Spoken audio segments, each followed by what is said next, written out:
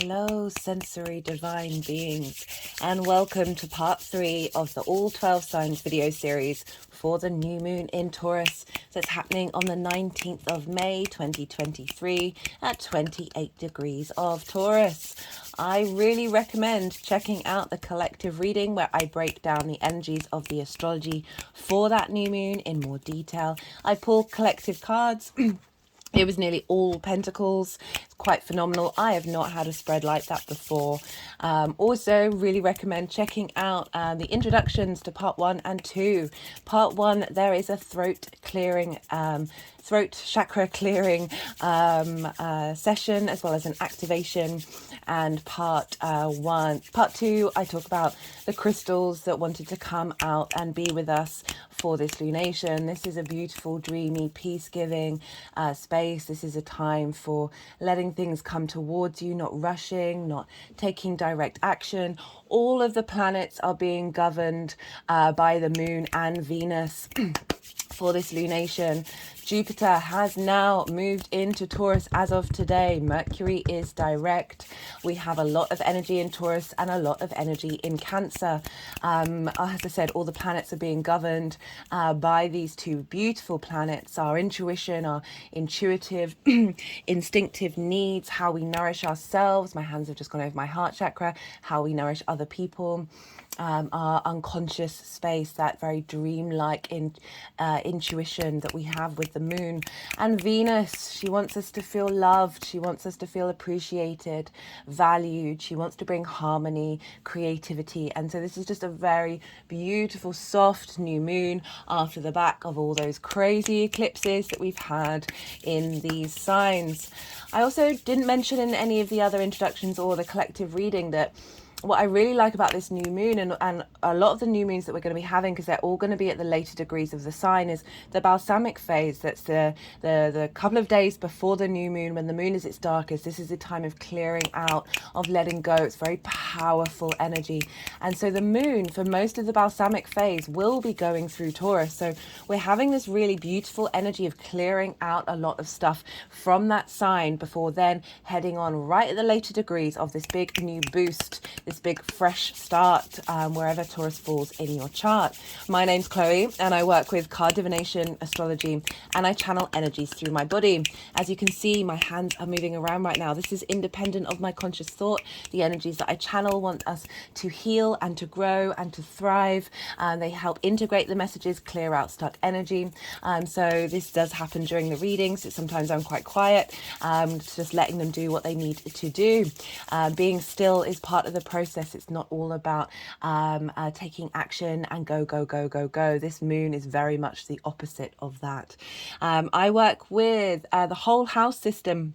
So this means each sign is the whole of a house, and when I'm doing the readings, they are based on those of you who have your ascendant, which is the first house, your rising sign, and this is, so all the astrology will relate to those of you who have that sign as your ascendant. However, looking out for your moon, your sun, your Venus, any of the signs, we have all of the signs in our chart. Just look to where that falls in your chart, what house it's in, the themes of that house, and apply those themes to the messages.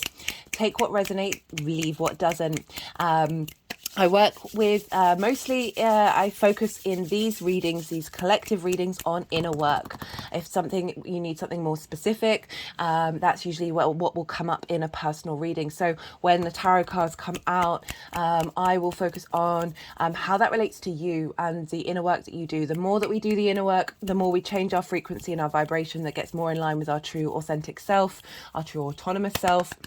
The more that then ripples out into our surroundings, helps and change and affects the situations that we're in, the relationships that we draw to us, the work that we do. And then with that frequency, that vibration that's so powerful, that then is then available to the collective, that sense of integration, because the more we look to ourselves, the more we question ourselves, question everything, guys, question me, question absolutely everything, but specifically yourself. Really tend to the truth of who you are. And the more that we do that, that integrated energy, the more that we don't shame parts of us, the more that we hold space for it and understand what's going on, the more that that integrated frequency goes out into the wider collective. I'm sure you're all aware the collective consciousness is throwing up all of our collective trauma right now, all of our repression, all of our shame, all of those things that we do that are just repeating cycles. We're here to break the cycles, guys. That's fully what we're here to do, and it's a wonderful process, and it opens you up to the possibilities of the universe, the quantum field. Anything is possible. Right, yeah, so the reason why I do this channel is to pay it forward. Astrology, divination and channeling really helped me understand not only myself, the people around me, but the world, and helped me move through with ease. Sometimes energy comes up that's difficult, and for me, knowing that that's what's going on in the stars, I could take a step back and not take it so personally, and then I could integrate it more. And so I do this channel, I put out this free content because I want us to all to be the outside world isn't helping us be autonomous and independent. It's the opposite of that. And the more that we are in our own space and having our own inner strength, the more power we have, the more that we can share that through love and compassion. And so I do this channel to help us get as much information as possible about what the energy is doing and what's being seeded. What troubles may come up in order to say, oh, what's that teaching us? What are we learning? And then we can shift that frequency and work and start co-creating with the energies. So if anything resonates, and you want to pay it forward, you can like the video, subscribe if you're a new subscriber. There's lots of different things you can do. Leave a comment, even if it's just an emoji. This all helps the algorithm. This is a small channel, so it's not a big channel. It's not going out very easily. And if you want to pay it forward, you want to put that integration energy, that appreciation energy, that abundance energy out into the universe. There are some things that you can do on a personal level. I would just love to hear from you. I really enjoy talking to people. I enjoy finding out how the astro weather is affecting everyone. It's going to affect us all very differently. We all have a very unique natal chart. We are the universe manifest in individual form. We are here to celebrate that and enjoy that and express it. That's what the universe wants us to do. I think that's everything I wanted to say. Thank you.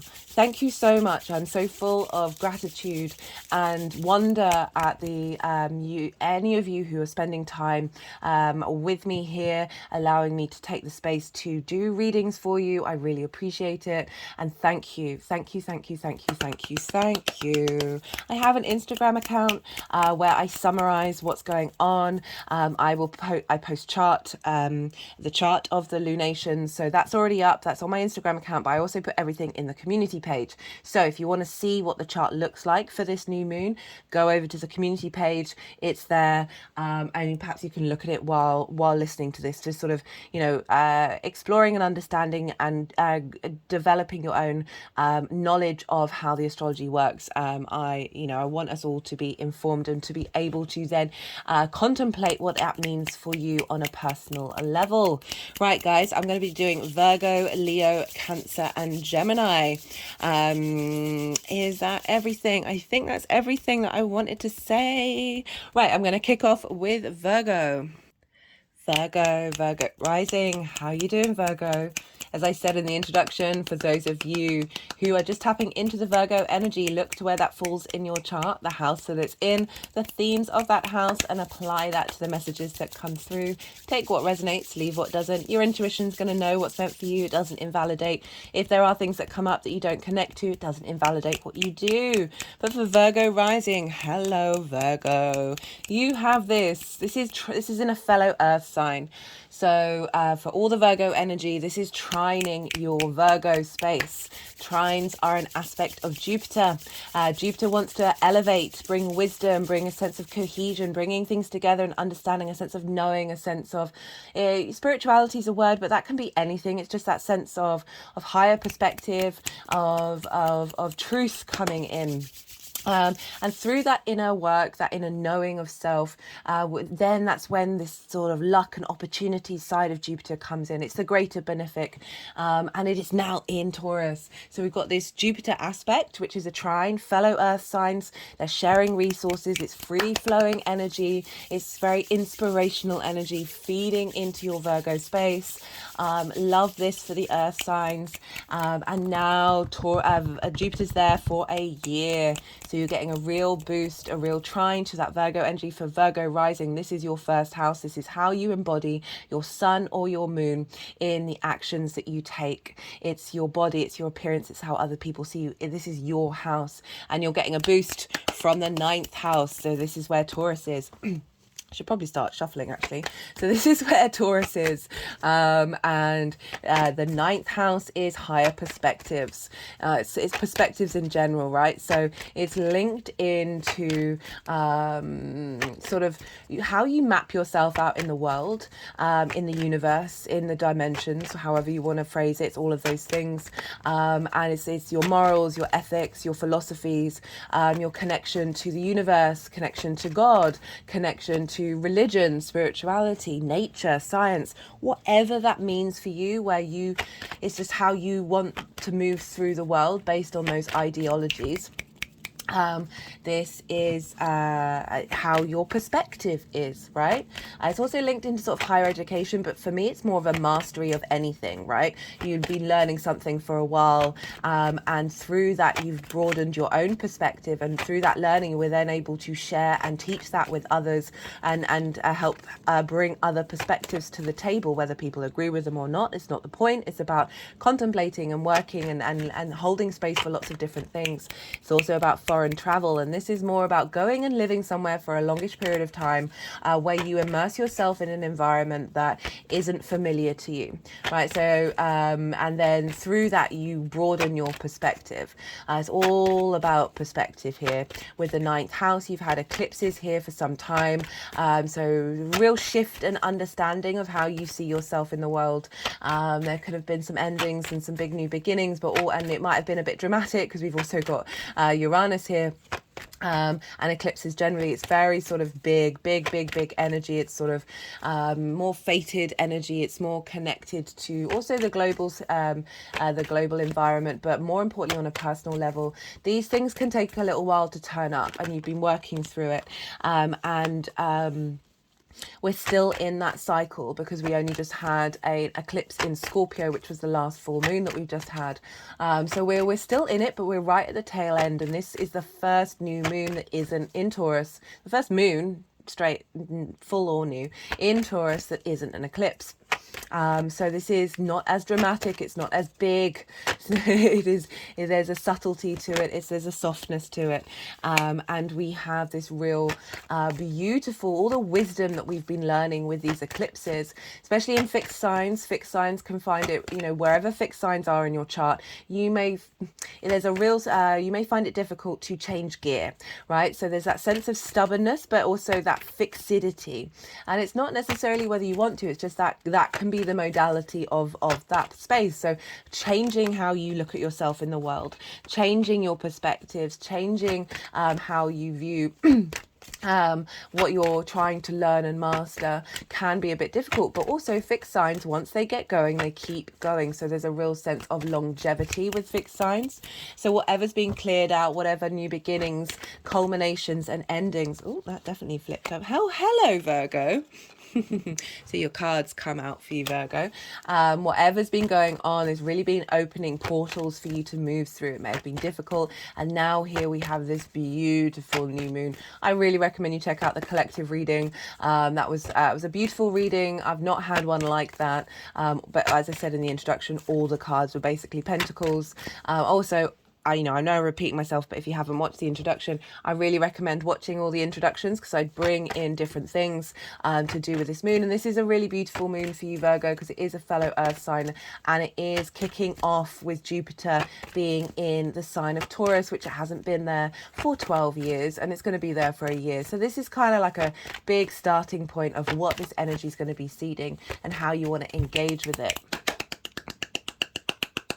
As I said, this new moon, so this is Jupiter's moving into your 9th house. So this is bringing you a sense of optimism and understanding and integration of how you see yourself in the world, which I love just after all these eclipses. So really starting afresh from a whole different frequency, a whole different vibration, and Jupiter's coming along and providing support for that, and giving you a sense of Jupiter's there's an ease, there's a free-flowing energy with Jupiter. It can be very, very supportive. It might question your faith in certain ways, but if it does, this is entirely to set you on the right path.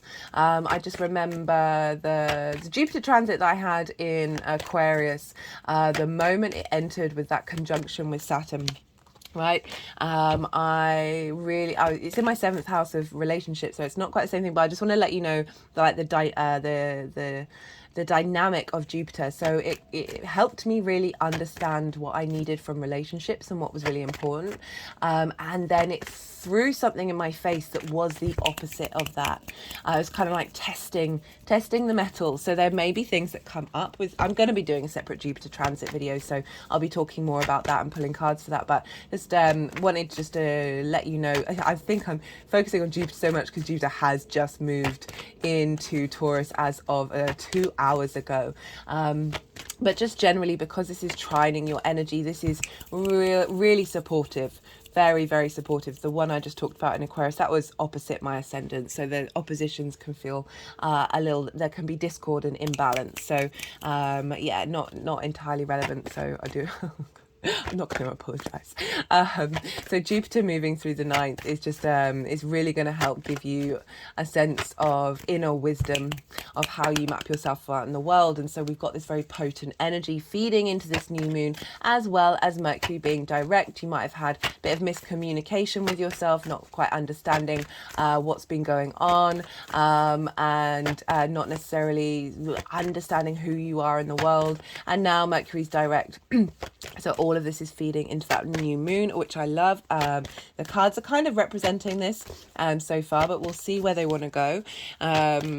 Right, because this is Taurus, we want to look to where Venus is, because Venus rules Taurus. So what's going on with Venus will be flavoring this new moon, and Venus is in Cancer, and so this is in your house of the 11th house. It sextiles your Virgo energy, and this is for Virgo risings, this is your 11th house of hopes, dreams, friends, groups and alliances, and also sort of reaping the benefits of the 10th house as well. So beautiful supportive energy. The 11th house is a very positive house, feeding in to how you see yourself in the world. So support and love and appreciation of your hopes and dreams feeding into this new moon, the kind of frequency and vibrational environment that you want to be in terms of your groups and your alliances, and being appreciated in those groups and alliances based on your philosophy. So drawing in communities that are linked into those things. You're seeding that energy right now. And because we're dealing with the moon, we look to where the moon is. And the moon is in Taurus. So Venus and Taurus are in each other's signs. So there's a feedback loop between these two energies. They're supporting each other. And, the moon is impacting Venus. We've got this, your connection to your intuition and your unconscious needs when it comes to how you see yourself in the world and how you are seen, and your perspectives is feeding into those hopes and dreams, is feeding into your groups and alliances. So you've got this really lovely feedback, and it's all very supportive energy. We're dealing with a lot of water and earth for this lunation. You are an earth sign in your rising sign, so this is going to be very supportive. We've got sextiles and trines here, and they are sextiles an aspect of Venus, and Venus wants to bring creativity, wants to bring appreciation, love, harmony, understanding. And just this sense of attraction. So feeling very enamored with how you see yourself in the world. This is being fed into your physical body, your senses, helping them feel at ease, helping them or not respond in trigger ways in terms of where you are and where you're headed, and just getting a more knowing sense of the truth of things. Because we're dealing with the sun, we look to Leo. Because what's going on with the sun, this new moon, will be impacting the Leo area of your chart. And for you, that is the 12th house, Leo rising. So this is next door to Virgo. This is what's called inverted. And for me, when I describe these energies, they don't have a direct line of communication, a direct line of sight. That's the Ace of Wands. We'll see if that wants to come out. And so it can feel a bit disconnected, but the way I look at it is like two people sitting next to each other. They're looking straight ahead. They can't see each other, so they don't have that direct line of sight, but you can feel through osmosis. There's an energetic sense of knowing. So there's a subtlety here. And the 12th house is the hidden house. This is the house of mysteries. It can be depression, grief, and loss. It can be a very difficult house, but also there's a powerhouse of magic here because we're working with the constructs of who you are. And when we have 12th house stuff, we're constantly questioning that, and it's trigger responses, limiting beliefs, traumas. But underneath all of that is your soul, and that is where your magic is. And so that's why it's an incredibly magic house. It's that which is hidden. And so this reboot in your 9th house of how you see yourself in the world is affecting the layers that we have in the 12th house, clearing out those layers, not getting that triggered response in your body, which is Taurus, your senses, and feeding that into your heart, the Leo energy of really saying you are safe, you are held. One of the main aspects of this new moon is the cradle, and we are in that cradle and being supported by the universe. And we get it, what's going on with this new moon is feeding in to that Leo area of your chart, and really elevating the magic as well. You know, it's not just all about depression, loss, and grief. I know I've read so many charts with people who have a lot of 12th house stuff, and it's a very, very magical house. And it can be heavy and it can be difficult. And I feel like there's a real lightness and a real softness coming in with this new moon, especially with Jupiter being in the 9th house for you. Of really seeing things clearly, and opening up your heart, because our heartache can have an effect on our physical body and our trauma responses. And I really feel like this is combining a great strength of then how you embody yourself in the world is through your actions and your deeds. I love this for you, Virgo. Right. That's all I really wanted to say for the general energy.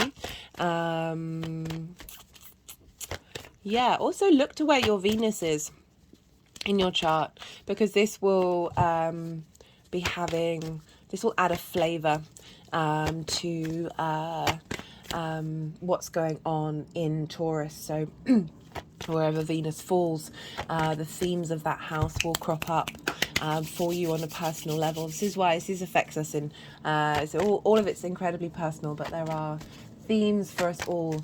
Right, I'm going to keep on shuffling and see if the energies usually put the deck down when they're finished, and so this might be a moment when I'm still and quiet. And you know, this moon is very much about being still and quiet. This is a time for you to contemplate what's come up, see how it connects to you, how you're connecting to the cards that you can see that have already come up here. Get your intuitive hits, and then I will go back to the energies will then move the cards around. So far, sometimes it's been 2 piles, sometimes it's been 3 piles, and then I'll link back into everything that I've just spoken about to the cards that have come up.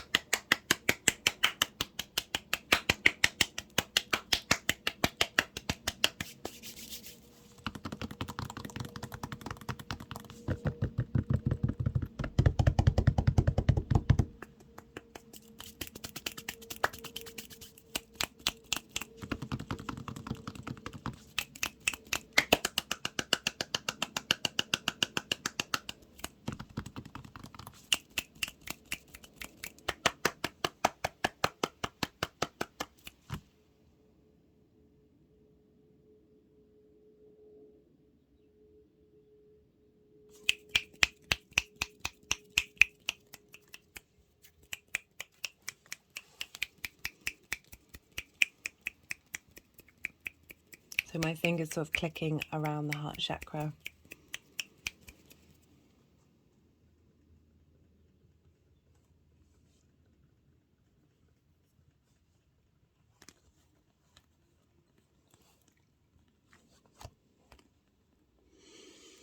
So this is sort of the lead up, the eclipses, the lead up energy towards this new moon. We've got the Two of Wands, the Hanged Man, and the Strength card. So the Two of Wands is getting the lay of the land, right? So it can be very restless. It might have been that these eclipses have really, you know, quite understandably shaken up and your worldview and who you are, with and through that you've had to do a lot of contemplation. This card is very much about, as I say, getting the lay of the land, really tending to your space, tending to what you think. You know, interestingly, you know, it is linked into foreign travel. Of this, there's a restlessness to this because this figure is looking out to the new journey, but it's off the bat of having spent a lot of time cultivating. This is quite a powerful manifestation card, but it's not like immediate. Like, this isn't happening right now. There's a sense of learning and getting to that point of mastery. We also have the Hanged Man here, which I love for the 9th house, because this is about perspective and changing your perspective. This is about Odin, the Norse god, was upside down on the world tree for 9 days and 9 nights. And at the end of it, received the wisdom of the runes, another form of divination. There's a lot of practices where they just say, just being upside down on your head shifts your perspective, right? So doing things differently. Then they say, like, every day you should do something that you do on a regular basis, but do it in a different way, and it just opens up the neurons. And the Hanged Man is very much about pause. So both of these, well, actually nearly all of these cards, there's a sense of pause here. There isn't necessarily a sense of taking action. And so, you know, all of these cards are very much going inward. So they're wanting to move the cards around quite a bit while I'm talking. And so the Hanged Man is all about receiving divine wisdom, divine understanding, a higher perspective. But you're spending time in that contemplation. And the Strength card is the Leo card. So, you know, we're talking about Leo in your 12th house, and this is about bringing in, taking the time to bring into balance your emotional, instinctive responses with your cognitive higher self. You see here, they are through love and kindness, these things are coming together. There's this real sense of power. You know, she has the infinity symbol. Only her and the Magician have the infinity symbol. There's a real, you know, through love, you know, this is the Leo card. Through love, we can conquer all mountains, right? And we can do so from a space of abundance. She has these flowers, these roses all around her, in this beautiful state where there's a sense of things are growing, things are changing, you are cultivating, you are bringing things together. You know, the lion, she's very much stroking the lion. The lion is very happy to be in her presence. There's a sense of bringing these things, you know, the infinity symbol of all these, everything is infinite, and therefore what do you want to operate from? What do you want to work from? In the post tarot deck, the other word for strength was lust, and this is lust for life. You know, this enjoyment of the 3D world comes from a place of balance. And so it feels that these eclipses and this energy leading up to this, you've been in a state of contemplation, because it's reconfirmed by the Hermit card. This is your card. And we've had a lot going on in Taurus. Uranus is there as well. The Hermit is about your inner wisdom, but going inward and not necessarily seeking approval from the outside world. And that can be a really difficult thing to navigate. But there's this, interestingly, you know, it has the star in its lantern, and the star card has come up. So there's this sense of deep healing that's going on, but also getting into the cycles of nature, right? Taurus is earth. It is that our personal connection to the earth, of getting into your own rhythms, your own balance with these eclipses. Because the card crowning it, King of Pentacles. You know, the King of Pentacles knows what it's doing. This is more action based. This is more from a very solid foundation. You are able to create things in this 3D world that match your philosophies, that give you you're not you know, the kings don't care what other people think about them in the best possible way, because they are kings for a reason. They have strength and wisdom and autonomy. They are they are the crowning example of the masculine, of that energy, in through words. There's a real strength there. There's a real certainty there. There's a loyalty, and there's a slow and steady wins the race with the King of Pentacles, and the actions that you're taking through this journey that you've been on, this very, very contemplative, very, there's not necessarily a lot of action here. There is now, from that, you've got strong foundations. Look how abundant the King is, covered in grapes. Very, you know, grapes and wine was very much linked into Dionysus. Oh dear. This Greek god is linked into Bacchus, of this pure, unadulterated celebration of life, right? It's it came up in the Pluto collective reading, because Pluto is linked into that acknowledgement that of death, and Dionysus. Oh my god, I need to learn how to say that. Is a symbolization, symbol of that life is here to be lived, right? And but this is done from, there's so much wisdom that's come through here with these cards that's really giving you a strong foundation. And for the new moon, we have the Seven of Wands, and interestingly it's coming before the star, so I feel that this is clearing out. So with this card, this is somebody who's on higher ground, who what they have to offer is of great value, but they feel unsteady. Look at the face. That face does not look steady. They've got two different shoes on. They feel like there's competition here, and they're having to do battle, and they're not aware of the value that they have. All right, so when this card always comes up, I'm like, do you need to be in a state of competition, or do you need to be, or should you shift into a state of abundance? If there's other people out there who are doing similar things, doesn't invalidate what you have to bring in. So that feels like that might be lingering, like how you see yourself in the world, like a bit unsteady, not seeing your own worth, and feeling like you're in this state of battle. And with the star card, okay, they just wanted to put the crystal, the chrysocolla on there. In part 2, I talk about these crystals and what they mean. It's on this silence card that came up in the collective reading. So it might be through contemplation, through a state of stillness, that integration and understanding is going to come in, particularly highlighted by the star card that's following it. So this star that's in the Hermit's lantern, the star card is about she's unclothed, she is her most authentic self, but it's deep healing. Deep physical healing here, from the earth and from the galactic energy. And through that deep healing, you're then able to hope and dream again. I love the final cards that have come through. We've got the Six of Wands, the Queen of Cups, and the Ace of Swords. So the Six of Wands is victory, feeling celebrated.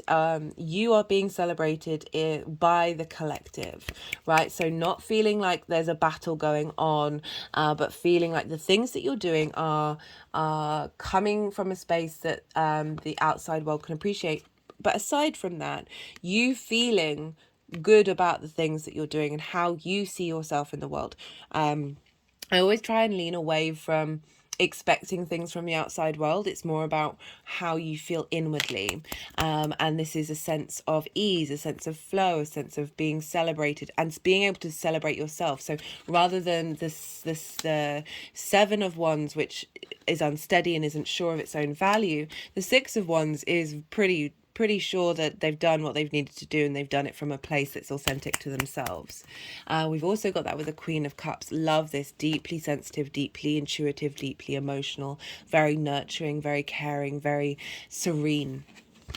And with the Ace of Swords, a new way of looking at something, a new construct and understanding, a sense of mental clarity, of truth coming in about how you feel about yourself in the world, your perspectives. There's a clarity coming in. And also what I love about that Queen of Cups is it's that your intuition, you're tapping into that psychic part of who you are, and really knowing your higher self coming through and saying, look, this is the truth, this is the truth of things. Renewal is here. And there's a you know, we've got mountains here at the bottom of the Ace of Swords, and this is about higher perspective. This is about your perspective is getting a sense of renewal. Right, I'm going, oh, they want to do things.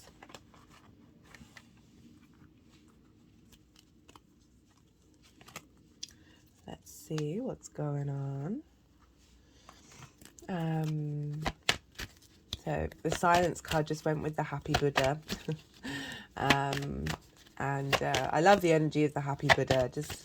I've been trying to channel it for a while now, of just laughing at any situation, the good, the bad, and the ugly. And when you do, you really switch that. You switch that perspective. You're able to work from a different frequency.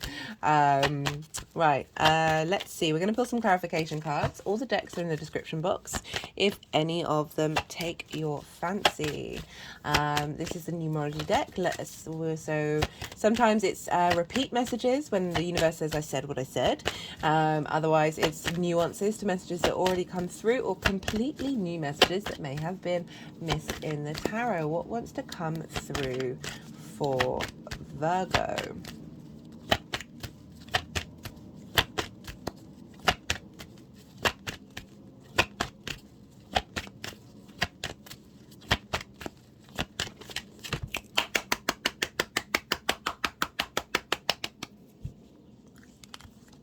Just had an energetic release then.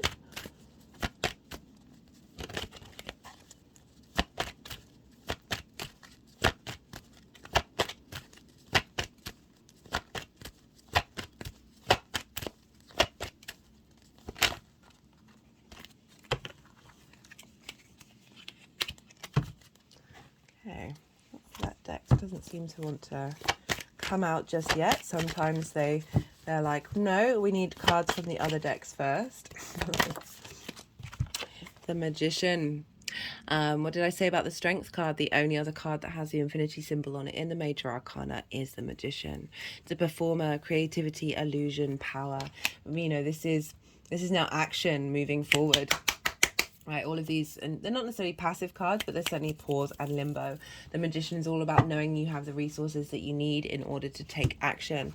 There is movement, there is momentum with the Magician. Very powerful card. It's Mercury. Mercury is in Taurus right now. So real kicking off of strength, bringing in that understanding of who you are and the power that you have in the universe, right? So you know, we all have, the more that we understand that, the more I've got physical activity. So with this new moon, getting in your body, appreciating your body, and seeing what comes through when you are doing those movements.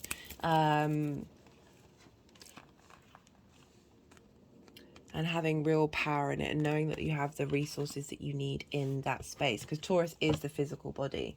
Right, what final card wants to come through for Virgo?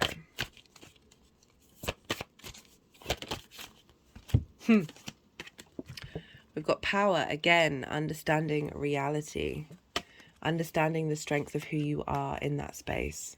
And being able to get downloads and understandings of that in this space of silence, but getting into your body, really getting into your body, is a very powerful thing to do for having Taurus in the 9th house, Right, Virgo, I'm going to leave it at that.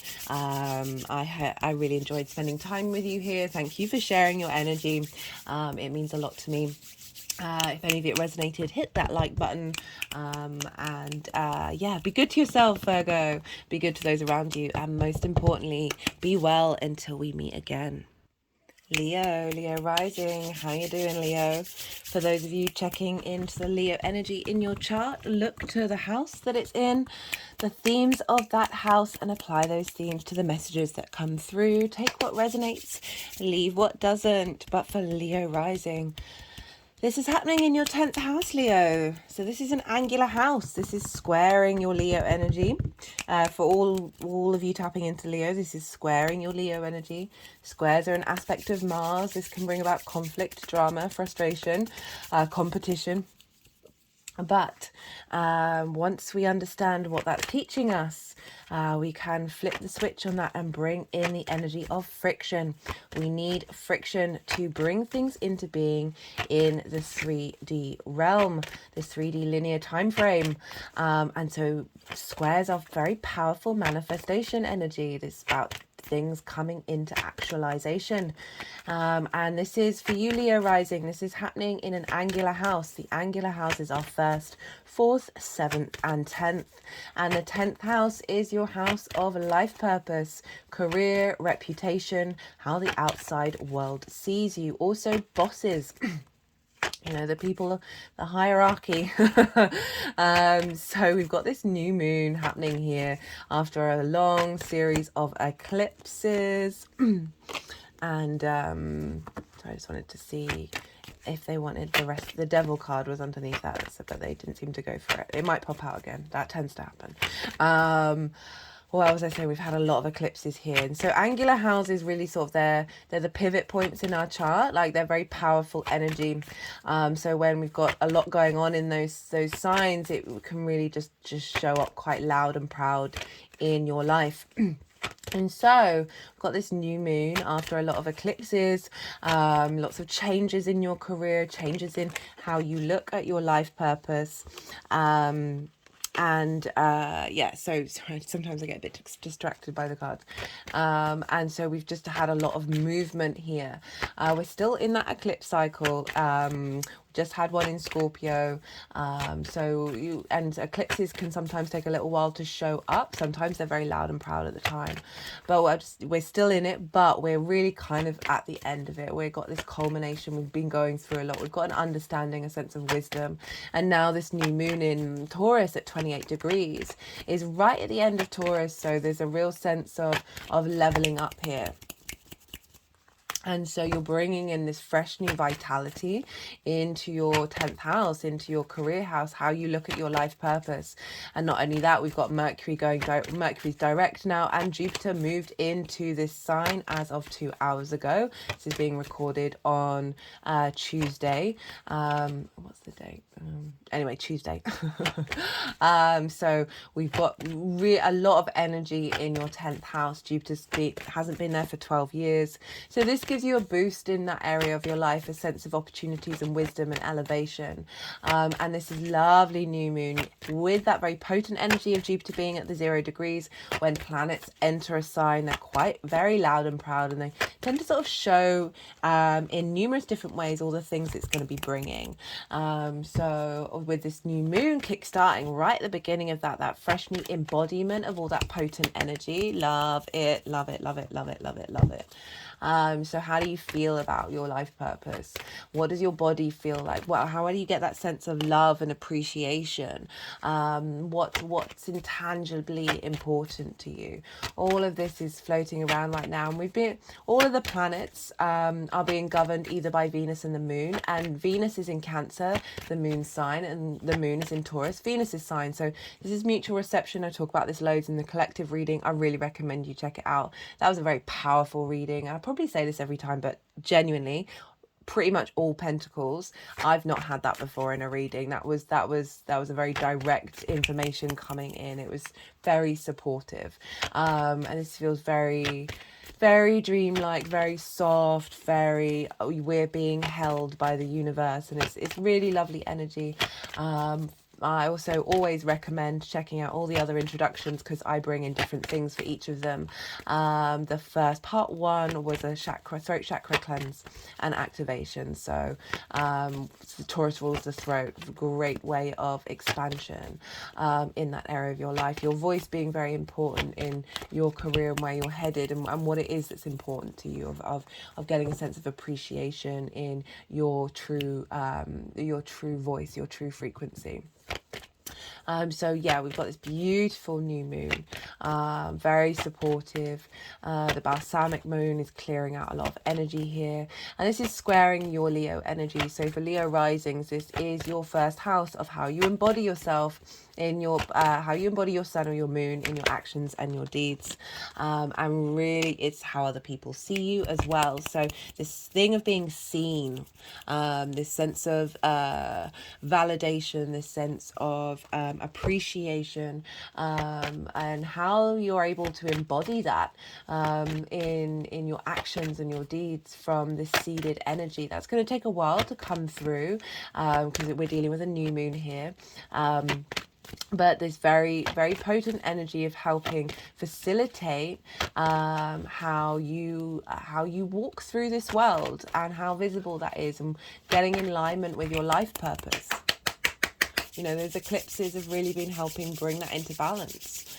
Strengthening your foundations with the South Node being there. You've been working on striving for this sense of expansion in your 10th house, and now Jupiter's coming along and gonna be helping you out with that.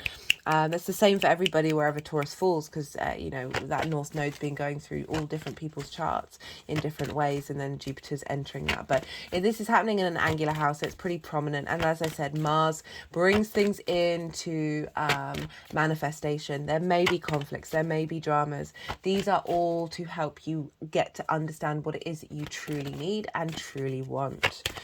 Because we are dealing with Taurus, we look to where Venus is in the chart.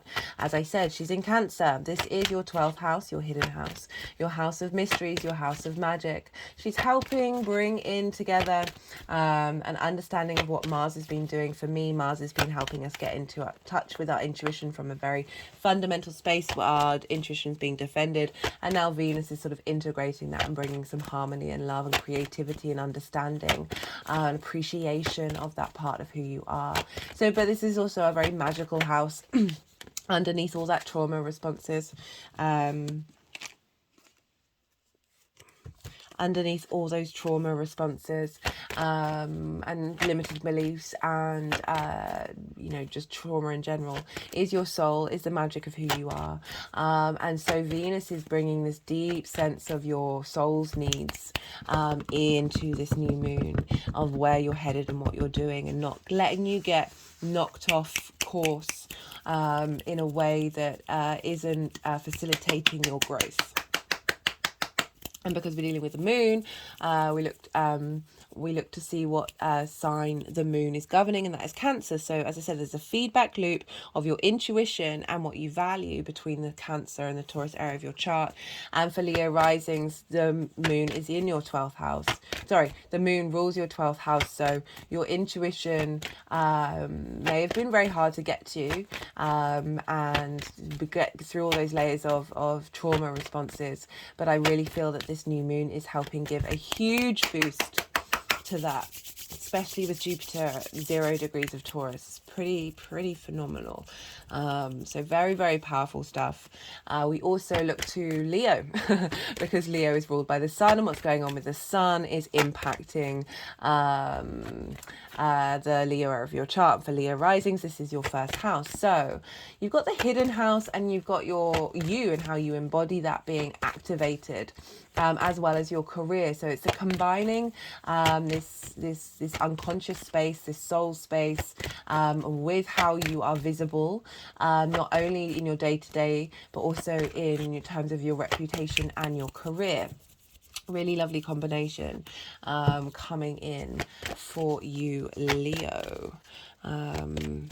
Especially all the fixed signs, man. Like, you've had eclipses either in your signs or squaring your signs. You've had Saturn opposing you, Leo, for a very long time.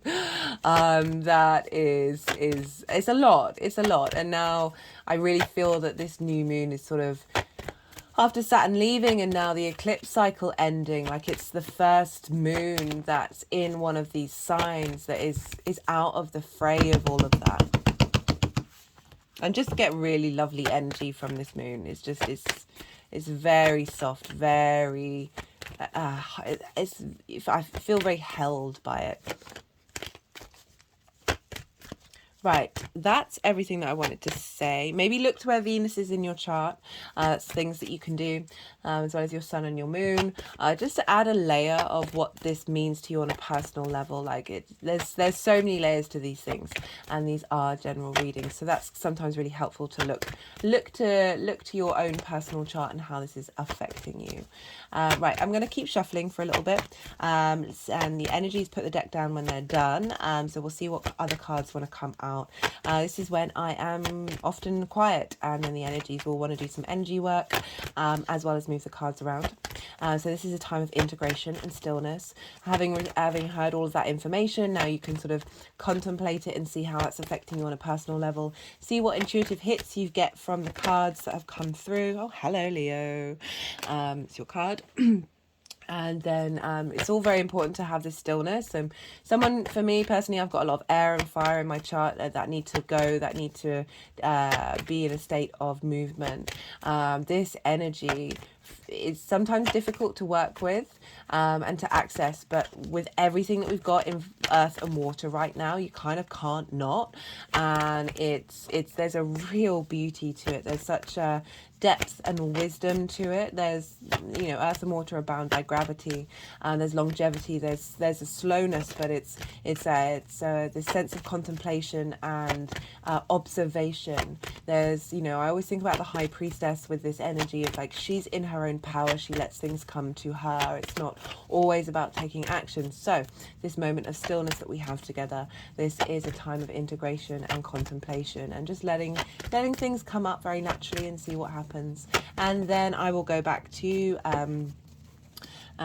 talking and bringing in everything that I've just said and link it into the cards that have come up for you, Leo.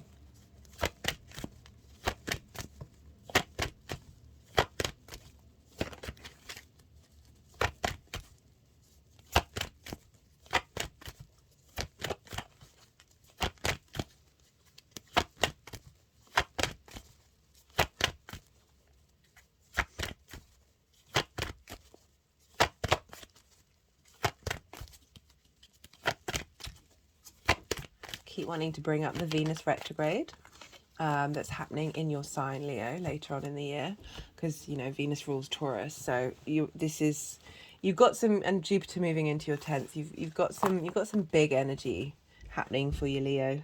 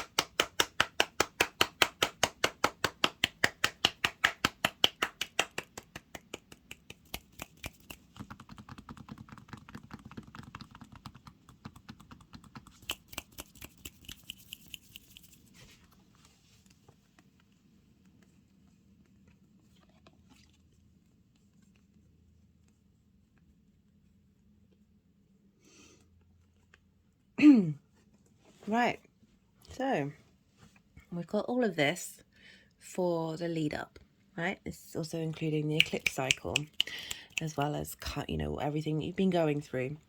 And this is quite heavy, well, not heavy, but there's a lot of power here in this transition of that, the story that these cards are saying.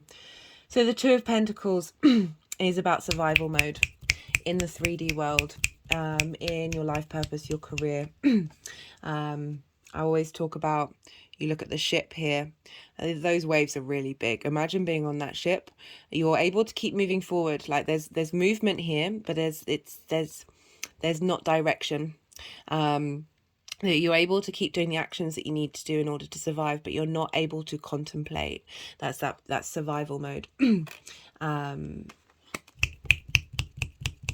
Okay, they just wanted to put the Page of Pentacles over that, you know, really highlighting that something new is coming in. And with that survival mode, we've got anxiety. We've got deep-rooted fear that is in the darkness. That might mean sleepless nights, that might mean nightmares, but it can also just be that thing that is in the void within you that you can't seem to shake. Linked into this, and it's also about things that you can't control, and so, you know, how do we work through that energy? How you know, survival mode is this for nearly all of us. So it's not surprising that's come up, and that these eclipses have helped move through this, but also help bring up these things. You know, eclipses are intense energy, and it's not always clear at the time what's going on. You know, so that eclipse energy of we can't control that eclipse energy. That energy is massive, right? So sometimes it's just best to go with the flow, but that uncertainty, that not knowing, can really be very present with eclipses. Like what's in store, what do we do, how do we work through it, what's important. We've got the 10 of Swords, so we've got the 9 and then the 10, and this is in reverse, and for me this is always resurrection, right? So all these swords are along the spine, and the spine is where we hold a lot of karmic energy. For the last couple of months now, the karmic clearing card, the karmic completion card, was really prevalent. It was very strong in the messages that we have all cleared through karmic contracts that our soul signed up for. So the difficulties, the frustrations, all of this betrayal, all of this feeling stuck, of immobilized. This may trigger some people, but we signed up for it, and now we are moving through a space of all these swords are now falling out of this person.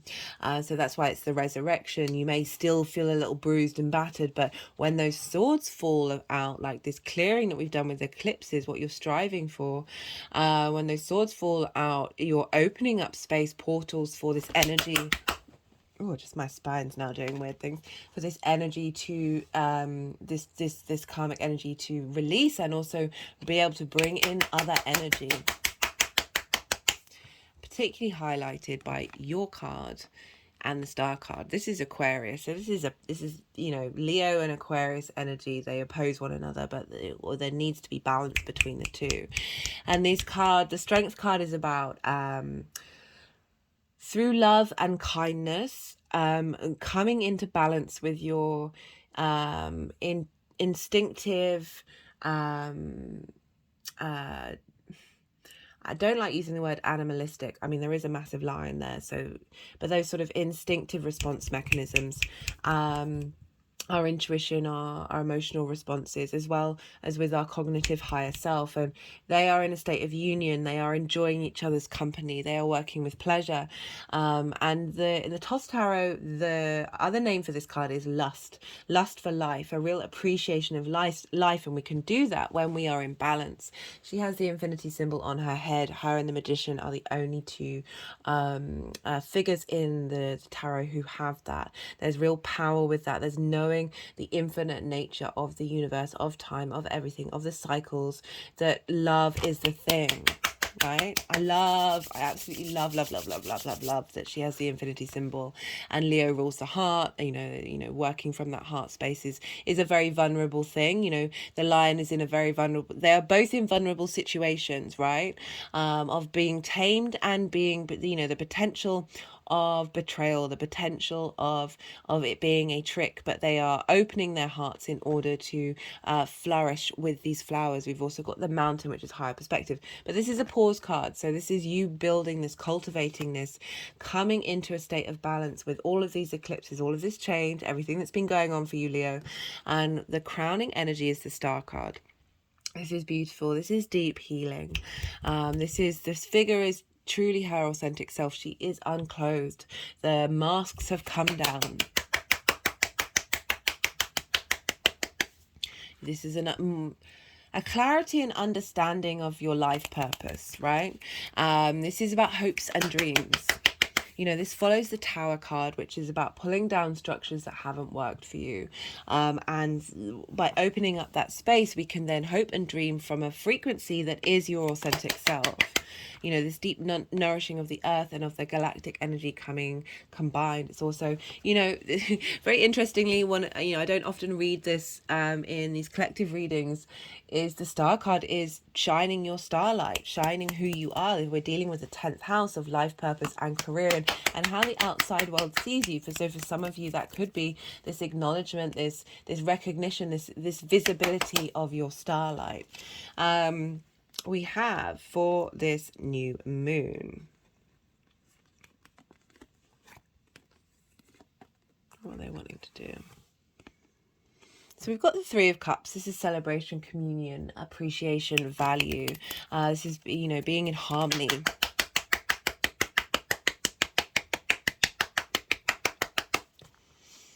Being at peace, being at ease, having fun, enjoying the flow, being appreciated, being valued by like-minded people. Like, it's not even just like-minded people. You're in solidarity with one another. There is a connection, a communion, and a harmony with your emotional state as well. But that's the sense of kinship and support. And we've got another card of support. This is the Six of Pentacles. For me, this is always about the universe, Saturn, Uranus, whoever it is, someone who is who has wisdom and understanding, that there's that guru element, that teacher element. We are all teachers and we are all students, that you are open to receive this benefit, receive this wisdom. You see, this follows the Five of Pentacles, feeling left out in the cold, feeling not supported. So now with this new moon, you're feeling there is a sense of support coming in. There is a sense of money coming in as well, because this is Pentacles. This figure is giving these figures from the Five of Pentacles some money. Things are coming into karmic balance.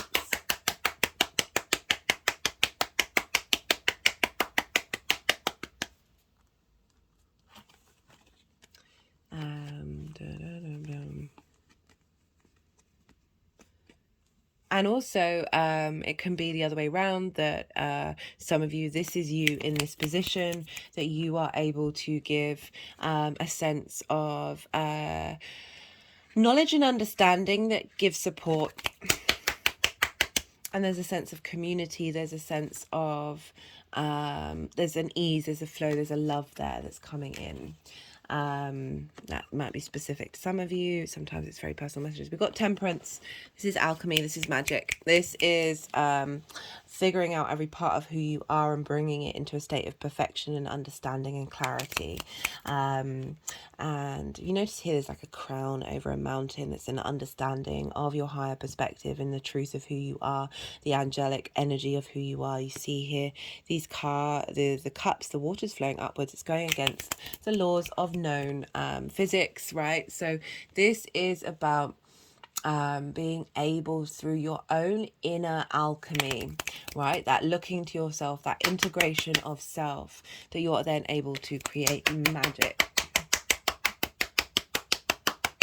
And I love this because with the Taurus energy, it's our physical senses. So they're all coming into harmony, into cohesion, supporting one another, celebrating one another, working together. We've got the Queen of Pentacles and the Page of Pentacles coming up for the crowning energy. Love this for the Taurus. Love this for the 10th house as well.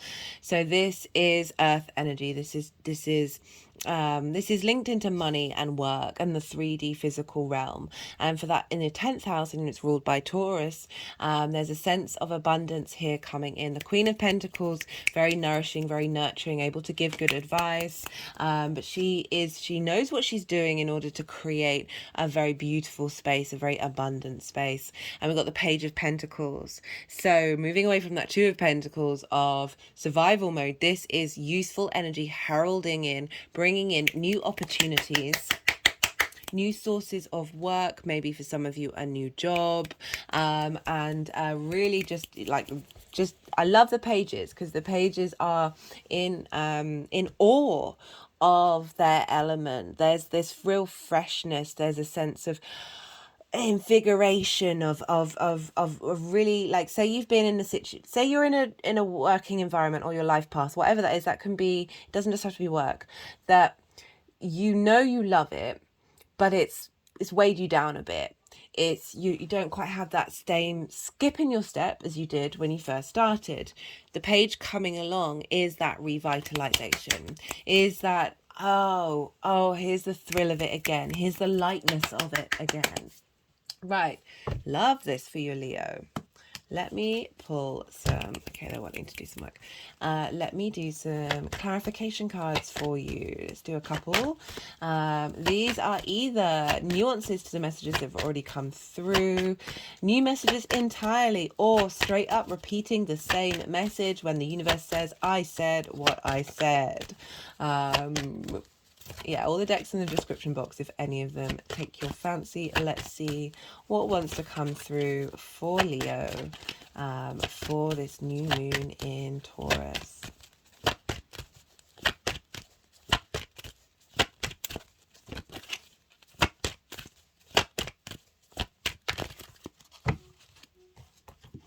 Okay, it's twice that's happened now where they're like, we don't want to use that deck first.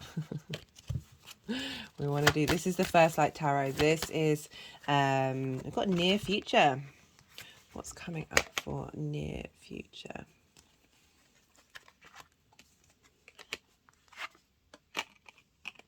Okay, some of you might be celebrating this new moon with loved ones, with people you appreciate, with people who love you, who support you and nourish you.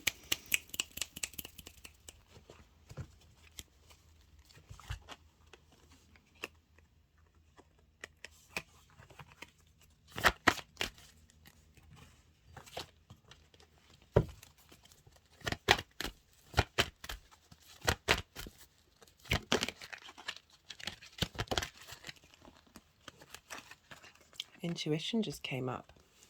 Yeah, so you've got a lot in your 12th house. I've talked a lot about that for the Mars transit. I haven't done a Venus transit. I don't think I'm going to have time, unfortunately, because I've got a lot going on. But this is all, it's ruled by the moon. It's your magical house, your intuition really coming into the forefront. And just trusting in the system. Well, everything is a system, really, isn't it? For us to break out of, rebel, and in that is also a system. Repeat and repeat and repeat and repeat. Sorry, that just went a little sideways.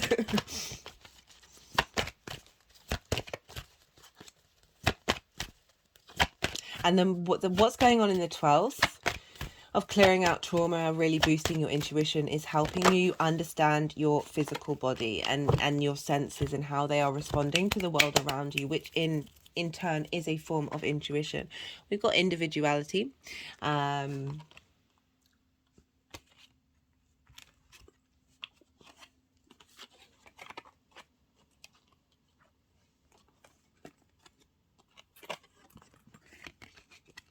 This silence card was really interesting for me, that in meditation, in stillness, in being in nature. This is when we understand ourselves, the truth of who we are, the truth of our connection to the universe.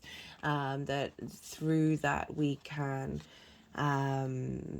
really harness the strength of nature, the strength of who we are in individual form. And for that, in like your 10th house of your life purpose, like that's going to be individual to all of us. Like it's not a generalization.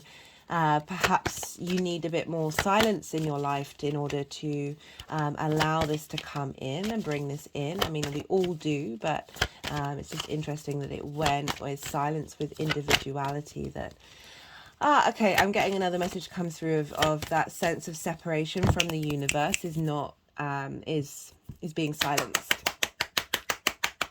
That might be just for some of you.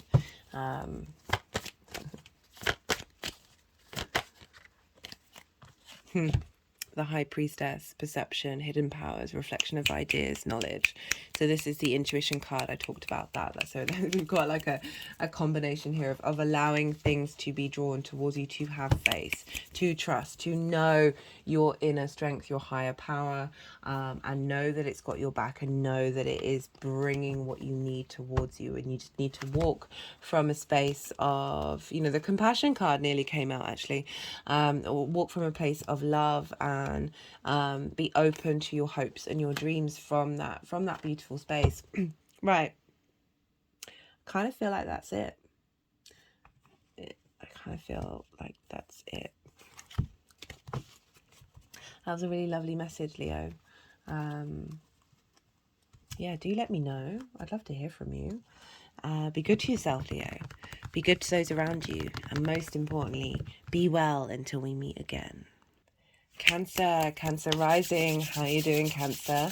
For those of you just tapping into the Cancer energy, look to where Cancer falls in your chart, the house that it's in, the themes of that house, and apply those themes to the messages that come through. Take what resonates, leave what doesn't. But for Cancer rising, so this energy of Taurus sextiles Cancer. So that's all Cancer energy, not just Cancer rising. And a sextile is an aspect of Venus. We are dealing with Venus here. She rules Taurus. So we've got a lot of Venus energy just in general for everybody, but particularly for you, Cancer. We're also dealing with a lot of moon energy. So this is a very potent new moon for you. And going back to the sextile, so wanting to bring in harmony, appreciation. Oh, look at that, just flew out the Fool. Appreciation, value, love, what you're attracted to, creativity, right? So very free-flowing energy, very supportive. There's just an ease with this new moon. It's bringing in a sense of ease. And this is happening for Cancer risings in your 11th house. This is the house, this is a really good house. This is a very positive house. This is the house of hopes and dreams, friends, groups and alliances, as well as reaping the benefits of your 10th house. So very lovely house to be having this fresh new start. This moon just feels so good. It feels so supportive, so nourishing. My hands have just gone over my heart chakra. All the planets are being governed by Venus and the moon right now. So we've got a lot of earth and water energy. We've got our intuition, how we nourish ourselves, our needs, how we nourish others, our unconscious emotional space with the moon. And we've got Venus, love, value, desire, pleasure. These two are governing all the other planets. We have a pile up in Taurus. Mercury is direct. Jupiter, as of a couple of hours ago, is now in Taurus. We've got Venus and Mars in Cancer in your sign. And this is just a lovely moon. It's a lovely moon. And this is the first new moon after all of those eclipses. We've all been going through it in the fixed areas of our lives. Fixed energy can struggle to change, but these changes that have been meant have happened are for the long term. There's stability here, there's strength here. But as I said, this is the first the first moon in Taurus, the first moon in Taurus or Scorpio that isn't connected to an eclipse. So all the wisdom and understanding that we've been learning over the last 18 months is funneling into this new moon, this sense of renewal, this sense of strength, this sense of, I'm just getting this real floaty energy in my body, just this sense of, also happening at 28 degrees, this is all of the power of Taurus feeding into the 10th house. Sorry, not the 10th house, the 11th house. I do apologize. I'm recording this quite late in the day. I have been doing something all day long. And really wanted to get this out for everybody, so you have it a couple of days before this new moon, so you have an understanding of what's going on. For those of you watching after the event, all this energy is still seeded and still present. You're not missing out on it. But yeah, anyway, back to you, Cancer. So we're dealing with the moon here, and the moon rules your ascendant. So we've got a lot. You know, you are affected by these lunations, and where was I? This sextile energy between your 11th house, your hopes and your dreams, with your first house of how you embody your moon or your sun in your actions and your deeds. This is your house. This is your powerhouse. This is your sense of vitality and strength. This is your body, and often how other people see you. So we've got this lovely creative energy between your hopes and your dreams and how you embody that at this time. Love this. Bringing in vibrational frequencies linked into your groups and alliances that match how you want to embody yourself. This support of understanding how to move through the world based off of what you've been learning in the 10th house and how that's feeding into the 11th. Because we're dealing with Venus, because she rules Taurus, we look to where Venus is, and she is in your sign. So as I said, we've got this feedback loop, this mutual reception between Venus and the moon. They are co-governing all the planets. And Venus is in your sign. A lot of wand energy coming through for you, Cancer. Very creative energy. Very passionate. So that was the 8 of Wands. They were on that as well. So we've got Venus and Mars in your sign, right? So you're getting a real boost in understanding of who you are, connecting to your true power of your intuition, and this is feeding into that new moon of your hopes and your dreams based on what it is, how you want to embody yourself, the truth of who you are, that deep nourishing sensitivity, really getting a lot of power and strength with that, rather than just wanting to pick up the victory card, really feeling empowered.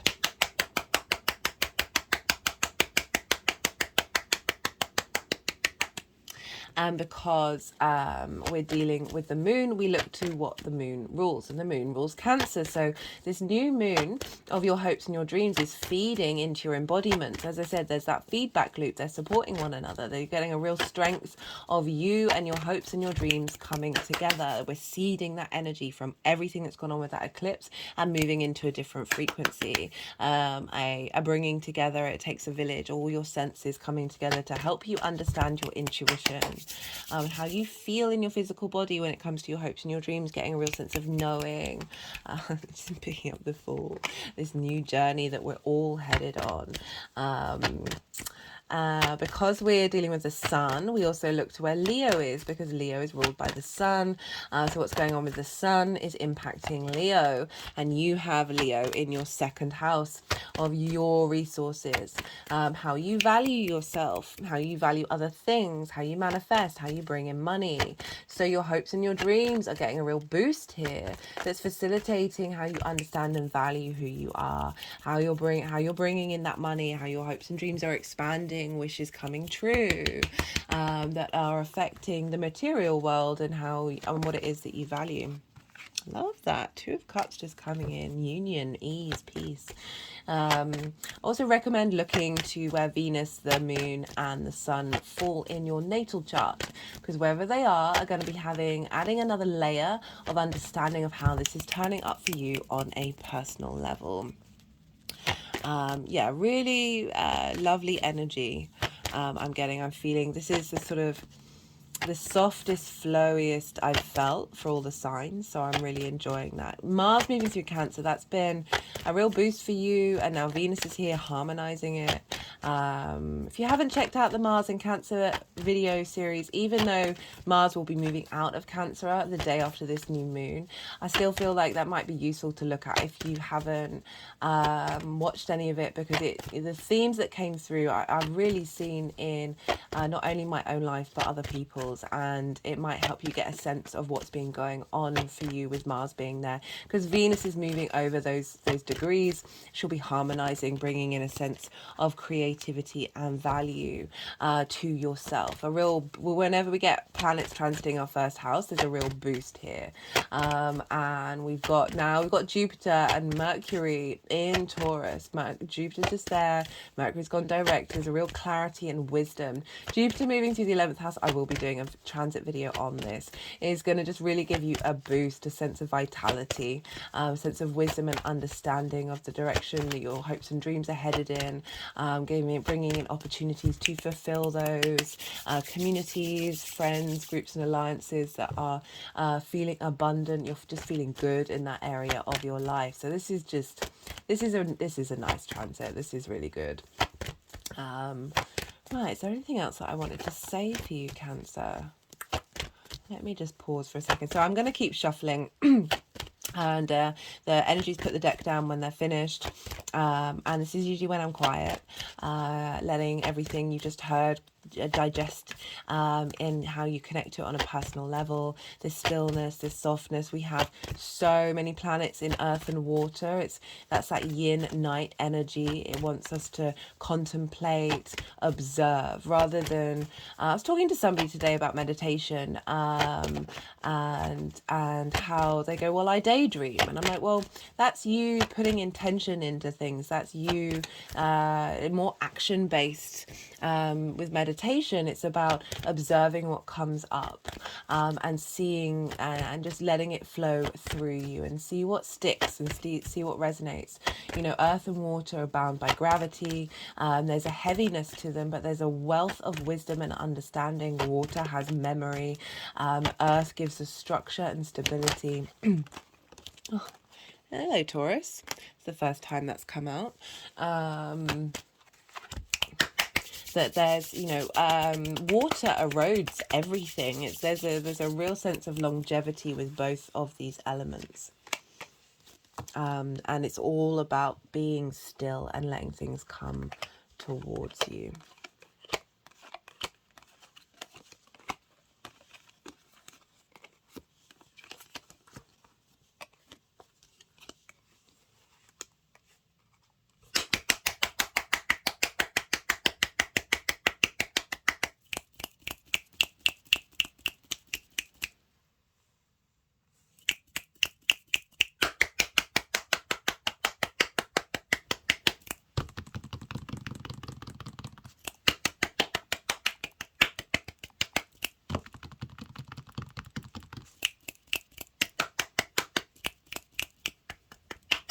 Yeah, just thinking about all that pile up in Aries that you've had with Jupiter there as well, then moving into your 11th house, like with all those eclipses of, as I said, reaping the rewards from your 10th in the 11th of, the cards are sort of highlighting that journey. Right, so look at all these wands, guys. You've got a lot. So this is the kind of energy with those eclipses that we've been working through, as well as the lead up to this new moon. So we've got the 5 of Pentacles and the 9 of Wands. These are heavy energies. Like the 5 of Pentacles is feeling left out in the cold, not feeling supported, that sense of there's a sense of lack there. So these eclipses are helping clear out that energy that may have blocked your hopes and dreams, right? We've also got the 9 of Wands. This is about feeling you're still standing true, but you're like battle weary, you're exhausted. Eclipses can be very exhausting. But I'm just getting that This is, you know, like you feel like you're sticking by your hopes and your dreams, but they don't seem to be getting anywhere. There doesn't seem to be any momentum. We've also got the 10 of Wands, which is burden, which is being overloaded. Again, this figure is bent down. They can't see the sky. They're not able to appreciate the journey that they're on. There's a heavy, heavy load there. And with the 8 of Wands crowning that, it's like all of this is being shifting. All of this is being clearing through. This stagnant energy, this heavy energy of not being in thrive mode, you know. But also the 10 of Wands, you know, sometimes we've got a lot of responsibilities that are worth taking on. There's a heaviness there that isn't is it just can be a bit overwhelming and exhausting. You know, all of these cards are very heavy, exhausting energy. And I love the 8 of Wands crowning it with the Hierophant right at the top. The 8 of Wands is about movement. It's the fastest card in the deck. Changes will have happened, just got to go with it. You've had to go with these eclipses and move through it. And there's a real shift of change, of a new dynamic, because we've got, for the crowning energy, we've got the Hierophant. This is the Taurus card. This is be your own guru. Through trials and tribulations, the sense of understanding of who you are, a sense of depth, of a wealth of knowledge. And now you're able to hold court, express that. Perhaps this is happening in groups and alliances that you're in, that you're embodying this Hierophant energy, this strength. You've got the keys of understanding of what it is that you need in your life, and how you embody that, and how you have this support from the community actually linked into your hopes and your dreams as well. That, you know, really being able to understand on a very deep spiritual level, however that resonates with you, whether it's spirituality or anything, it's just that deep understanding of what those hopes and dreams mean to you. Again, reaping the benefits of your career as well, of having gone through some trials and tribulations and not necessarily feeling supported. Now you have that internal strength to support yourself, and that wisdom and that knowledge that you are this figure is in a position of power, in a position of strength. Like there's a real shift from the 5 of Pentacles, of not feeling supported and feeling sort of the bottom of the rung, like the community isn't supporting you. Now you are in that position of giving to the community, and the community responding to it, the community wanting to engage, wanting to then support you as well. For the energy of the new moon and moving forward, what's being seeded here is the Fool card. Love this. New beginning. The Fool, very different energy to, where are you? To this, right? Look at how they're looking. This energy is looking down. You're blind. You can't see anything. You're overloaded. The Fool, light, shoulders back rather than bent over, open to the possibilities of the universe, open to the joy of existence, right? The Fool, the good, the bad, and the ugly, the things that happen is all part of the experience of the journey. Wait, let me just move that. And that those trials and tribulations have served a purpose. Like they've got you to this space where you're now feeling light, you're now feeling you can move with ease, you've got new vitality, or you know, got the Sun here, of being able to start on a new journey with your hopes and your dreams, and engage in your community from a space of wisdom, but also a real lightness here. I love that. We've got the 2 of Cups. This is union. This can represent love, but the way that I look at it in these readings in terms of the inner work is this is the integration of all the different aspects of yourself, the feminine, the masculine, the spirit, all coming together. You see here there's the cadulus. I am going to practice that. I keep saying I'm going to, but I don't. And this is about healing. This is the symbol of the doctors. And this is about healing, and through that healing you bring compassion, unity, strength. These are equal. You are in balance with your hopes and your dreams, and the final card is the Victory card, right? So you are, again, very far cry from the 5 of Pentacles. This is being celebrated by your community. and through that empowerment of what you want to hope and dream, but also, you know, just generally victory of a new way of looking at your hopes and your dreams, new embodiment, and through that, from a space of love, you come into victory. Because Leo rules your second house, and that is your values, right? Leo rules the heart. So your heart, and moving from a heart space is really important. It's your values, it's your resources. That heart space is really like it's a very vital part of your chart by being in the second house. Right, I'm gonna two cards wanted to come out: adventure and happy ending. So the Fool is very much that new adventure, and the happy ending we have here is, so what you're embarking on is really bringing in a vital new state for who you are.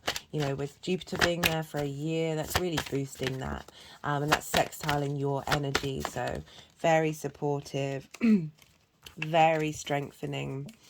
We've got thought and communication. So I feel that your this intuition that we're dealing with here, with a lot of this Cancer energy, that you're able to communicate your wisdom. And just getting feeling for some of you, that is your ability to express these things in communities, in your groups, in your friends and alliances. And that's facilitating your hopes and dreams, as well as how you make your money. Right. I want a spec again. Teaching and learning, guys. Okay. You know, the Hierophant is a teacher, is the guru, and the communication. I love that. I love that. So for some of you, that's what your resources are, and how you're sharing this to your groups and in your alliances. And again, this boost off of that Aries transit, of the reaping the benefits of your career, that now you are expanding in the knowledge that you're able to share from, you know, your life purpose. Right, final card. Got wild card. Wild card just came out. That came out for the first couple of readings, so that's not obviously going to be the final card. That came out for the part one quite heavily.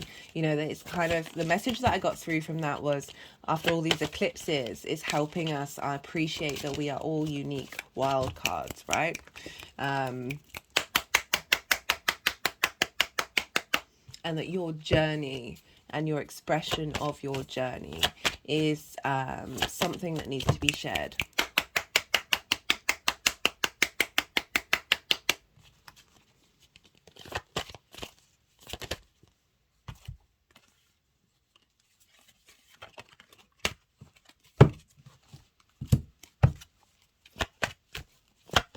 Final card. Final card for Cancer.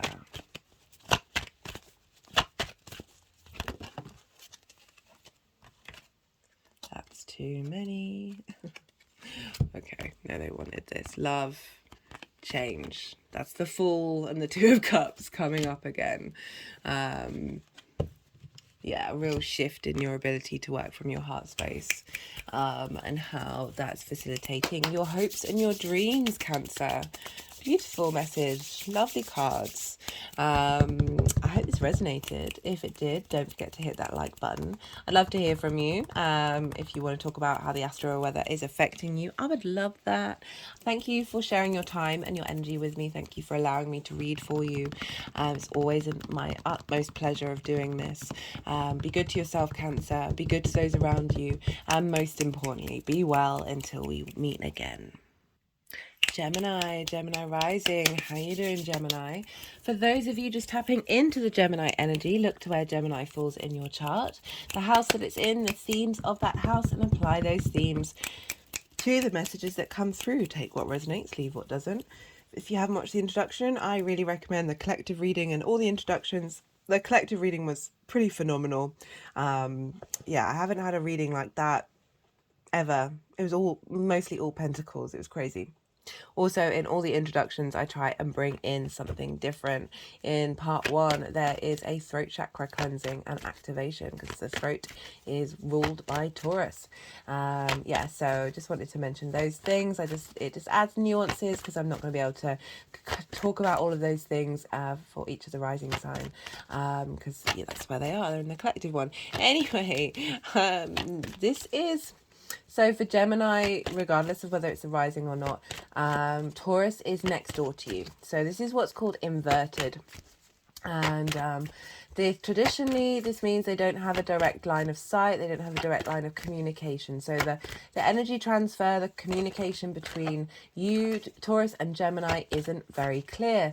The way that I describe it is as if you're sitting next to someone. You're both looking straight ahead. You know you're sitting next to someone, but you don't have that direct line of sight. So the communication isn't as clear.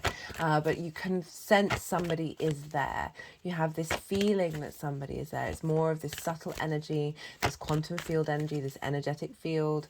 So it might not be as vibrant as it is for other signs, because we do have this subtlety here. But I really appreciate that subtlety. I think there's a lot of power behind it, and so it could also very much show up quite prominently in your life.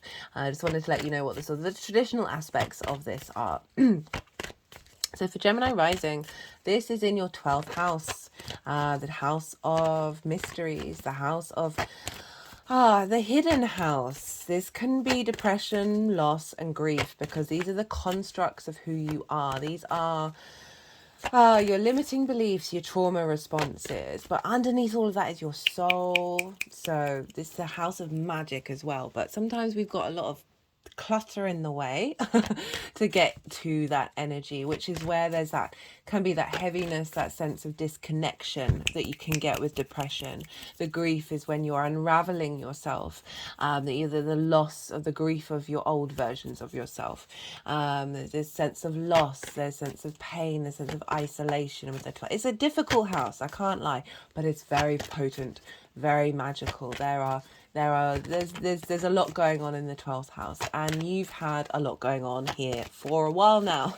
You've had a lot of eclipses, North Node, so you've really been trying to unravel yourself in a way that facilitates your journey, right? So you've been striving to understand that which is hidden from you. Sometimes this energy can be very personal to who you are. It's not necessarily a side of yourself that you show to anybody else. Or it can be something that's been quite hard to access and also integrate with the other areas of your chart. The more that we integrate that 12th house, the more that we really sit with it, the more that brings in a deep sense of integration to every other part of the chart. As I said, our soul is right at the root of that, and the magic of our soul is there. So you've had the North Node, you've had eclipses, you've been striving to work with that and move through that, connecting to your physical senses in terms of your magic, that sense of value and appreciation and love. Oh, hello, Three of Swords. And, you know, that's not surprising coming up for the 12th house. There's also the 10 of Cups on the bottom of the deck. I love that. I love that jump. So this is the first moon in Taurus or Scorpio that isn't an eclipse, guys. So this is beautiful. This is such holding, supportive energy. The energy that I'm getting tapping into this is just... it's just beautiful. All the planets are being ruled by Venus or the moon. So there's a lot of stuff in Cancer, there's a lot of stuff in Taurus, and all the other planets that are in different signs are in signs that are ruled by planets that are in either of those two signs. So Venus and the moon are domineering right now. They are co-creating. They're in each other's signs. It's called mutual reception. There's a feedback loop between the two. They're supporting one another. They're helping facilitate one another. So we've got the moon, right? Our intuitive, instinctive responses, how we nourish ourselves, how we nourish those around us. Very, you know, our unconscious space, very powerful. Our instincts, our drives that might not necessarily have the same clarity as we have with the sun. We've got Venus, the goddess of love, appreciation, value, harmony, and creativity. She just wants you to feel good in your skin, right? And she's in Cancer, which is in your second house.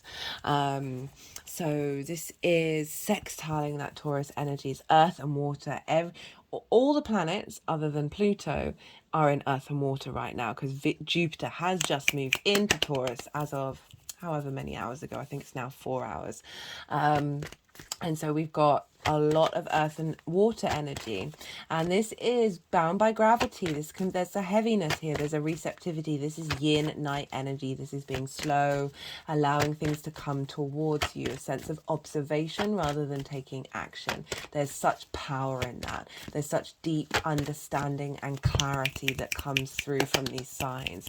Earth is very stable and loyal. It gives structure to water. Water holds memory. You can get more memory in water than you can a computer chip, guys, right? Powerful stuff.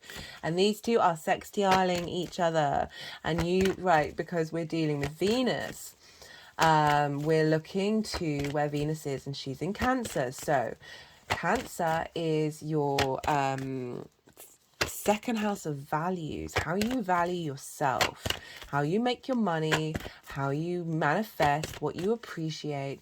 And this is sextiling your 12th house. So this fresh new reboot of all the wisdom of those eclipses at 28 degrees, right? So the moon will have gone through all of Taurus, the sun's gone through all of Taurus, and with all of that knowledge and understanding of that hidden part, having the sun move through your 12th brings illumination to the darkness of the hidden house, right?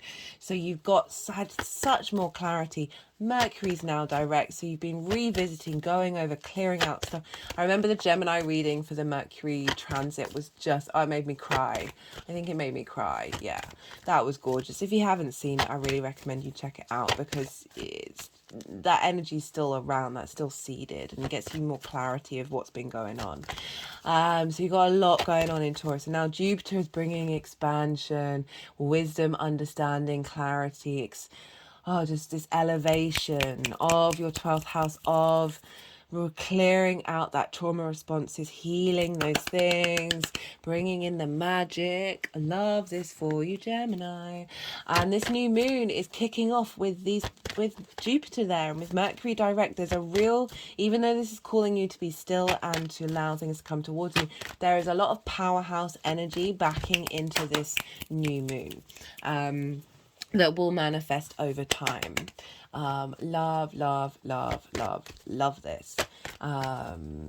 Yeah, you might feel around this moon of just spending more time in your internal body, in your internal space. Taurus rules the senses, our physical body, what we like, what we appreciate, ruled by Venus. There's this sense of how does this 3D world feel good?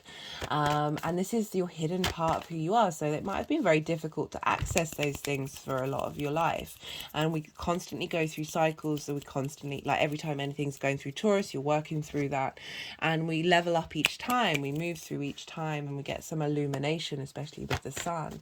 And now we've got this new moon, like really bringing in wisdom. Love that Four of Pentacles just came through, that strength of power, that knowing your internal self on a 3D level, your physical senses being in power. And so we've got all that going with that new moon, of starting from a higher perspective, a higher frequency of how you integrate that 12th house.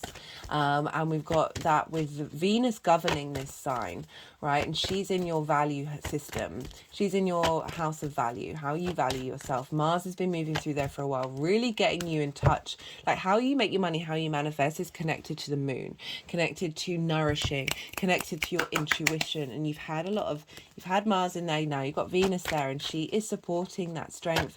Perhaps you've had some strong feminine energy come into your life, that's bringing in that understanding of your value system, you feeling good about how you value yourself, and that is feeding into that 12th house of all the lingering traumas, all the lingering limiting beliefs not being not playing a main role in this lunation. Like there's such wanting to feel good here, wanting to really appreciate the 3D realm coming through. And because we're dealing with the moon, we look to where the moon rules, and the moon rules Cancer, where Venus is. So as I said, that's that feedback loop of your value system. So those limiting beliefs, that fresh new start of clearing out of those things, that soul integration that we're doing on a now physical level, is feeding into how you value yourself, feeding into what it is that you truly care about, how you manifest, and how you bring in your money.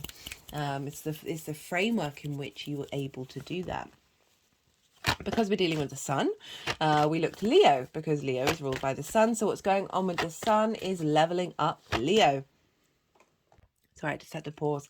I had something stuck in my throat. Very, considering we're dealing with the throat here of your true voice coming through. The energies of that being really seeded, elevated, brought up. Right, because we're dealing with the sun, we look to where Leo is, and Leo is in your third house of communication. And so this is also your local community, but focusing on communication. So this hidden part of who you are is going to be expressed in the way that you communicate. And Leo rules the heart, so operating from a heart space.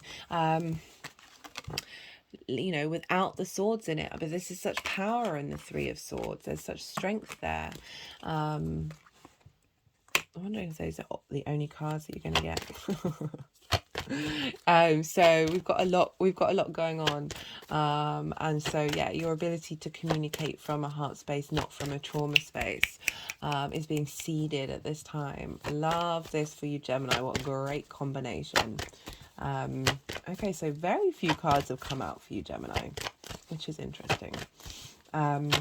So this is when I'm going to keep shuffling until the energies put the deck down and let me know that they've finished letting all the messages come out. And this is usually when I'm quiet. We've just had a lot of information. Now's the time to absorb that and let that come in through you. And now you can contemplate about how that's affecting you on a personal... What did I say was on the bottom of the deck when this came out? Gemini, what the... What the hell? I'm quite flabbergasted. Oh God, who uses that word anymore? Right. I recommend checking out where your Venus, Moon, and Sun are in your chart. So this will add in nuances on a personal level of how this is showing up for you. Yeah. So now's the time to contemplate, see what's coming up.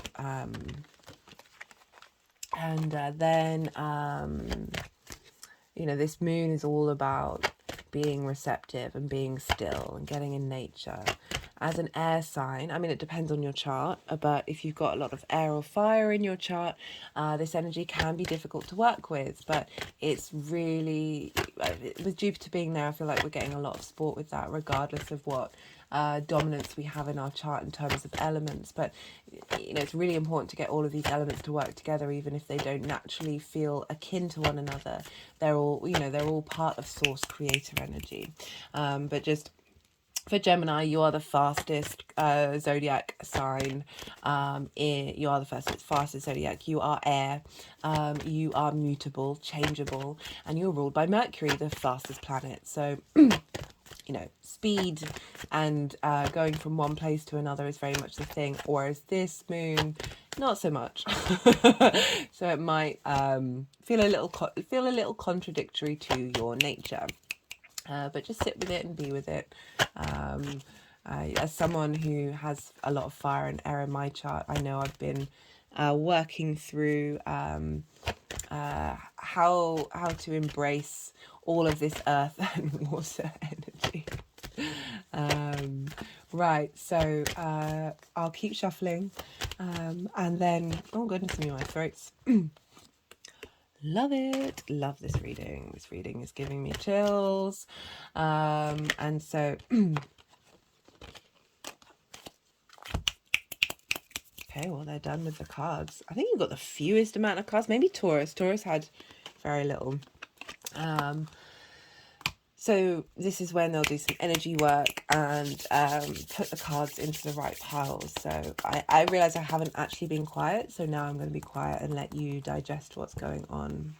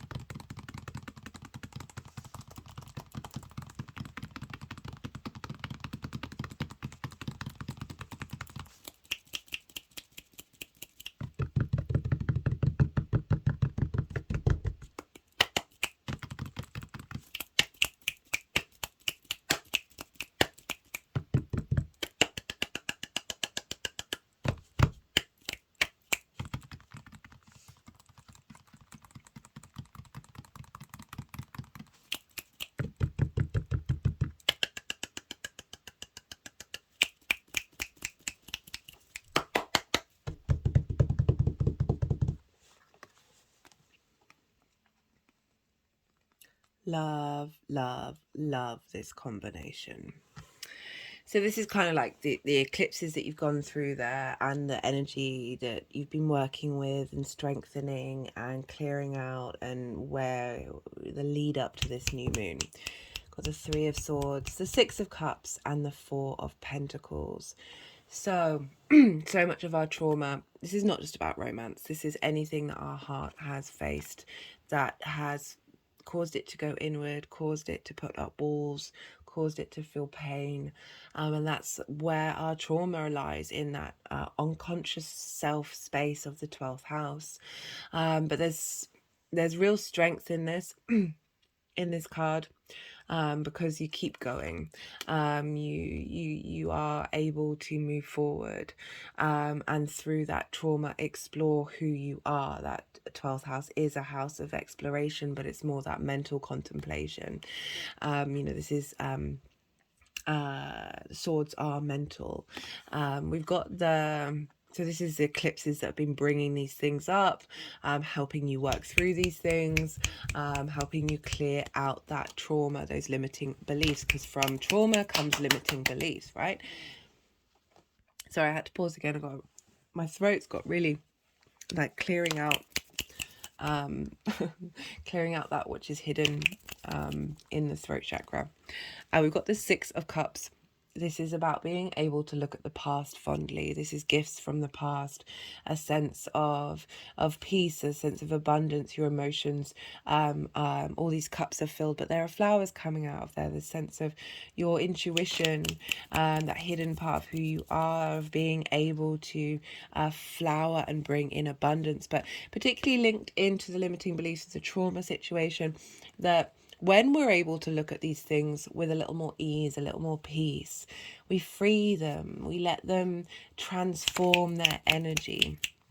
And I feel like these eclipses were opening up portals to allow things to come in, from lineages, ancestors, but also past lives as well, of going, look, yeah, this has been hard, this has been difficult, but you're here now and you're in this space, and thank you for what you've been doing. Thank you for taking that on, because we are all benefiting from that.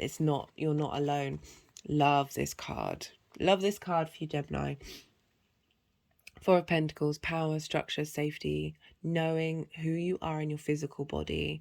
There is real strength in here, especially with the 12th house, of those physical senses, of really being in command and really knowing your own innate power from the depths of who you are. And all these power points with these pentacles of bringing that into the 3D realm and out of the hidden world. Like the magic you have in your physical senses, is, and your body as well, that power that you have to transform, but also you're providing there's safety and security in that 12th house now. It isn't pain, it isn't anguish, it's like this inner autonomy. And for the energies, what do they want to do with these ones? Oh my god, I can't believe that 10 of Cups came out. That was wild.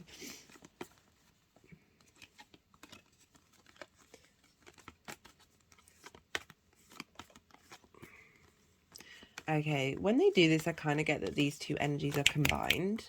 Like they're together, right? They're not separate. So we've got the High Priestess. So this is the kind of main card that I've sort of been channeling for this reading, because she knows her innate power within and draws towards her the things that she wants to embody, this happily ever after. She's not necessarily taking action here. And this is the Moon card, right? So we're dealing with the Moon in Taurus, this space of physical intuition, knowing how your body feels and how that's responding, and being in observation of that. And we're dealing with Cancer as well. We've got Venus in Cancer is very, very this energy. And that's in your second house of how you value yourself. So a real strengthening of your ability to manifest manifest through your intuition, right? Through how you nourish yourself. It's really important to see yourself clearly, see the value of yourself clearly. And I feel like this eclipse has really helped clear that out and strengthen that and give you your innate inner power. And we've got the Ace of Wands and the Ten of Cups. So the Ace of Wands, fresh new vitality, new passion, new creativity, a new way of moving forward. It's about journeying. And we've got the Ten of Cups, and it's sort of saying what's being seeded here in this new moon is this through this more strengthening of power, rather than questioning yourself, doubting yourself, feeling, oh, did I make the right decision, and constantly being in the past and worrying about the future. This is very much like, no, now, the power of you, the strengths of vitality, the new growth that's coming out here.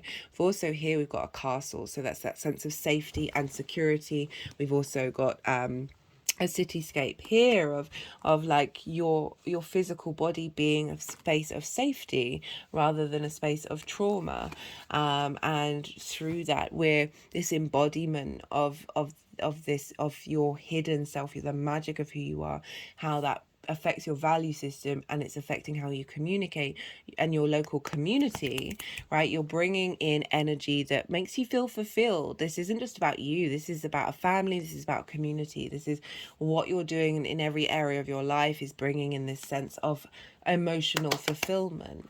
You know, this is a new moon, remember, so this is being seeded, this is what's growing, this is what's building, but I'm just getting such lovely energy from this new moon. It's so supportive. We are being held, we are being supported by the universe right now after all of that drama.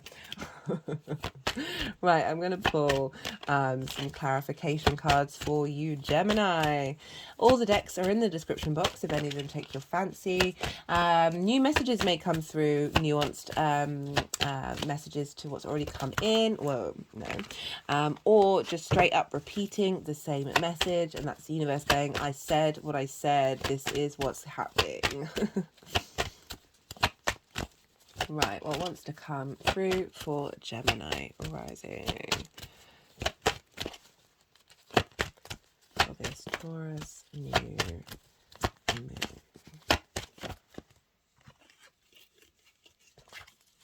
Got spirituality. You know, the 12th house is a very, very magical house. Being able to connect to that part of yourself, and being able to be open to it, and knowing the own power of it, not second guessing, not questioning these things. Okay, don't know why they wanted to pick up the tarot deck. Sometimes they just do strange things with the decks.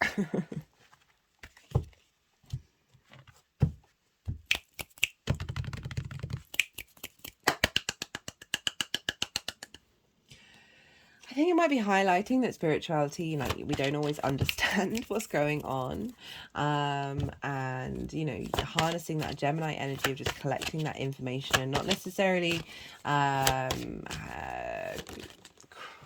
questioning all of it, like just being open to experiencing and observing rather than taking action. Right. A relationship change with the hidden part of who you are. Quite straight up and simple. The more that we do that dynamic, there's real strength here, there's real knowing, rather than being in a space of questioning. That message just keeps wanting to come through, of doubt, of uncertainty. That there's a command here. The High Priestess, she's powerful, man. Like, people come to her, things happen. She's not running around all over the place, second guessing her decisions.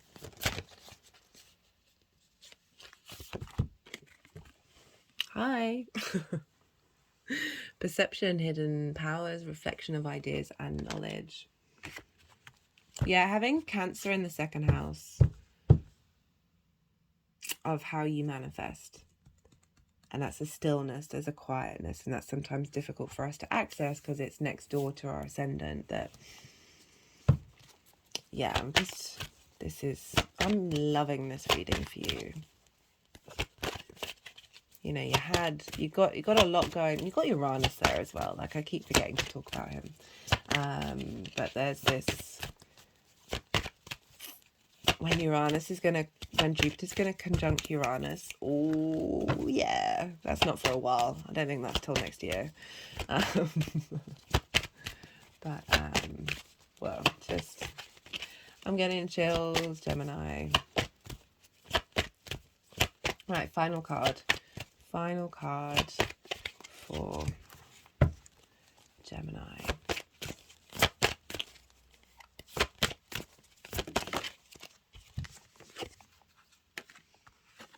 Whoa, okay, so we've got two came flying out. So we've got the Hanged Man and the Emperor. So the Hanged Man is all about, there's pause, saying crossroads, transition, turning points, okay, decisions. It's also about receiving divine wisdom. But often with these cards, they really want to focus on some of the words. We've got relationship change, so moving out of limbo. And then we've got the Emperor. This is order, logic, stability, plans. So highlighting there is real strength, there's real autonomy coming in. Again, moving away from that limbo period where you might be second guessing, you might be questioning, you don't quite know where you're headed and what you're doing. The Emperor and the High Priestess, powerful combination of really being in command of your intuition, command of those hidden powers, that hidden knowledge, that perception. Oh, just had an energetic release. Love this for you, Gemini. I'm going to leave it at this because I could keep going. But I'm not going to. Right. I hope this resonated. Let me know if it did. I'd love to hear from you. Hit that like button. Be good to yourself, Gemini. Be good to those around you. Most importantly, be well until we meet again.